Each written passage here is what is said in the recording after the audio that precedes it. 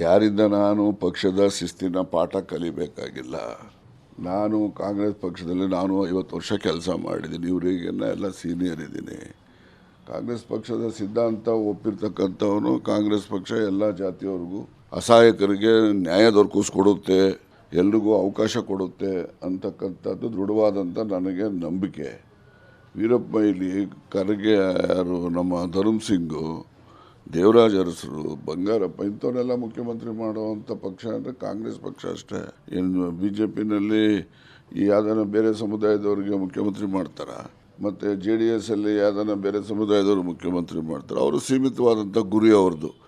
ಆದರೆ ಇಲ್ಲಿ ಎಲ್ಲ ಸಮುದಾಯಕ್ಕೂ ನ್ಯಾಯ ದೊರಕಿಸ್ಕೊಡುವಂಥ ಪಕ್ಷ ಆ ದೇಶದಲ್ಲಿ ಯಾವುದಾದ್ರು ಇದ್ದರೆ ಅದು ಕಾಂಗ್ರೆಸ್ ಪಕ್ಷ ಮಾತ್ರ. ಆ ದೃಷ್ಟಿನಲ್ಲಿ ನಾವು ಕಾಂಗ್ರೆಸ್ ಪಕ್ಷಕ್ಕೆ ಶಕ್ತಿಯನ್ನು ತುಂಬತಕ್ಕಂಥ ಕೆಲಸವನ್ನು ನಿರಂತರವಾಗಿ ಹಿಂದೆಯಿಂದನೂ ಕೂಡ ಮಾಡ್ಕೊಂಬಂದಿದ್ದೀವಿ, ಮುಂದೆನೂ ಕೂಡ ಮಾಡ್ತೇವೆ.